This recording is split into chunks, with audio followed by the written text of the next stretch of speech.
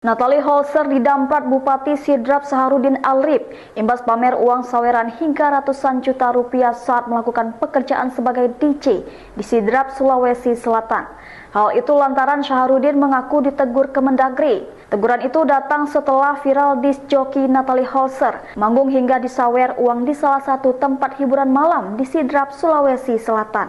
Natalie dinilai telah merusak citra masyarakat Sidrap yang dikenal sangat religius. Oleh karena itu, Saharudin meminta Satpol PP hingga jajaran untuk membuat aturan tegas tanpa pandang bulu. Saharudin juga mengaku kecewa dengan adanya tindakan pamer uang saweran senilai ratusan juta yang dilakukan oleh Natalie. Lebih lanjut, Saharudin Alrip menegaskan bahwa masyarakat Sidrap hanya segelintir saja yang melakukan sawer terhadap Natalie. Selebihnya, masyarakat Sidrap dinilai oleh Saharudin sangat religius karena banyak penghafal Al-Quran. Sementara Natalie memberikan komentar melalui Instagram story miliknya mengenai viral saweran yang didapatkan di Sidrap.